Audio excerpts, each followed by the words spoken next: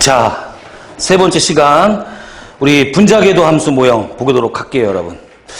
89페이지 내용인데 거기에는 이제 실력 업그레이드라고 하는 그 항목으로 분자 궤도 함수 요걸 지금 준비를 해놨는데 요걸 넣게 된 배경은 뭐였냐면 과거 한 10년 정도 전에 이 산소에 관련된 분자 오비탈 문제가 출제된 적이 있어요. 그 이후에 한 번도 이제 이 여기에 대한 문제는 출제되지 않았어요.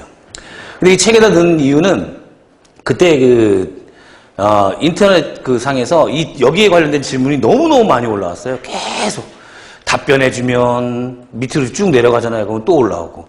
답변해주면, 그래서 올라와서 이걸 아예 책에다 넣자. 책에다 넣으면, 뭐라 그럴까. 학생들이 요 질문에 대한 건 안 하겠지. 라고 해서, 교재에서 따로 좀 분리해가지고 실력 업그레이드를 안에다 넣었는데, 다음번에 책을 구성할 때는 실력 업그레이드가 아니라 그냥 본문에 넣어야 될 것 같다는 생각이 들 정도로, 요번 금년도에 교재에 나와 있는 내용이 똑같이 시험 문제에 나왔어요. 그러니까 그거 한번 확인해 보면서 문제를 한번 적용해 보도록 할게요.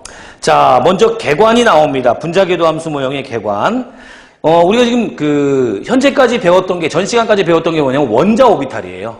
그러니까 원자 번호를 1번부터 20번까지 쭉 나열한 다음에 그 가지고 있는 전자에다가 싸움의 원리, 파울리의 베타 원리, 훈트의 규칙을 적용하면서 계속 원자 오비탈에 대한 이야기를 했잖아요. 그죠? 근데 이제는 원자와 원자가 화학 결합을 해가지고 그 전자들이 드디어 어떤 그 상호작용을 통해 가지고 분자 오비탈을 형성할 것이냐에 관련된 내용이다, 이런 얘기입니다. 분리를 좀 해두시고, 자, 두 원자 궤도 함수가 혼합되면, 혼합에다 딱 동그라미 치세요. 항상 결합성과 반결합성인 두 개의 분자 궤도 함수가 형성된다. 이게 무슨 의미냐면, 한번 보세요, 여러분. H2라고 하는 이 분자죠, 이제. 수소기체, 분자인데, 얘는 수소 원자의 오비탈, 원자 오비탈이죠. 또 수소 원자의 오비탈. 이 두 녀석이 혼합된 오비탈이 요 가운데 분자 오비탈을 형성하는데, 이렇게 하나는 원자 오비탈보다 에너지가 좀 높은 이런 분자 오비탈. 그리고 더 낮은 분자 오비탈. 얘네들은 각각 원자 오비탈에 대한 얘기고요. 가운데 형성되는 게 바로 뭐다? 분자 오비탈에 대한 얘기예요. 됐습니까? 그래서 하나는 높고 하나는 낮아요. 그래서 어느 게 더 안정해요, 여러분? 낮은 게 더 안정하죠, 그죠? 그래서 요거를 우리가 결합성 궤도함수, 분자 궤도함수, 반결합성 분자 궤도함수, 이렇게 이야기를 한다, 이런 얘기입니다. 괜찮겠죠? 자, 여기 이 그림은 어디에 나와 있냐면 거기 우리 밑에 하단부에 나오는데, 얘를 우리가 시그마 1s, 시그마 1s인데 어때요? 반결합성이니까 스타를 붙여가지고 반결합성을 이렇게 표현해준다, 이런 얘기입니다. 괜찮죠? 그리고 전자를 채우는 방법은 뭐냐면 이거예요. 수소 원자 오비탈, 수소 원자 번호 1번이니까 전자 몇 개 가지고 있어요? 한 개 가지고 있죠, 이렇게? 얘도 몇 개 가지고 있어요? 한 개 가지고 있죠? 이 두 개의 전자가 이 안에 채워지는 거다, 이런 얘기입니다. 채워질 때는 역시 파울리의 베타 원리, 훈트의 규칙, 그 다음에 뭐예요? 싸움의 원리, 이걸 따져요. 싸움의 원리에 의하면 이 두 개의 전자는 어디서부터 채워지는 거예요? 에너지가 낮은 것부터 채워지겠죠, 그죠? 낮은 거에 채워지는데 오비탈 하나에는 최대 전자가 몇 개 들어갈 수 있다?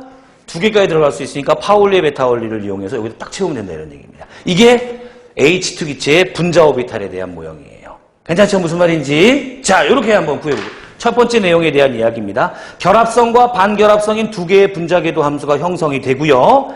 결합성 궤도 함수는 반결합성 궤도 함수보다 항상, 조심입니다. 항상 더 낮은 에너지를 갖는다. 이 낮으니까 여기는 결합성 궤도 함수, 반결합성. 이해되시죠? 무슨 말인지? 그대로 해석해 나가시면 돼요. 두 번째, 형성되는 분자 궤도 함수의 개수는 항상 결합하는 원자들에 의해 공유되는 원자 궤도 함수의 총 개수와 동일. 이게 무슨 말입니까? 이게 지금 오비탈, 원자 궤도 함수 오비탈 한 개에 총 몇 개? 두 개죠. 그럼 이 두 개가 분자 오비탈 궤도 함수의 개수하고 동일하다, 이런 뜻이에요. 이해되시죠? 자, 세 번째 내용 봅니다. 결합 분자 궤도 함수는 분자 궤도 함수를 형성하는 데 사용된 모 궤도 함수보다 낮은 에너지. 이게 모 궤도 함수예요. 뭐니? 어미 모자를 쓰는 거죠, 그죠? 모 궤도 함수보다 낮은 게 결합성 궤도 함수. 모 궤도 함수에다 높으면 반결합성. 됐나요? 무슨 말인지? 이 두 녀석의 평균값은 모계도 함수보다 어때야 돼요? 약간 높아야 돼요. 약간. 됐죠? 그게 제일 어려운 얘기예요. 거기 뒤에 나옵니다.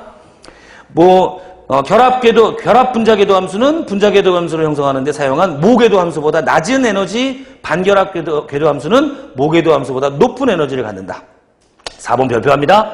분자궤도 함수의 평균 에너지는 모원자궤도 함수의 평균 에너지보다 약간 높다. 그러니까 두 녀석의 평균값은 모궤도 함수보다 약간 높게 형성이 된다 이런 이야기예요. 괜찮죠? 그죠? 얘 나머지는 눈에 다 보이는데 이 평균값은 눈에 보이지 않잖아. 그죠? 4번에다 별표를 한 거예요.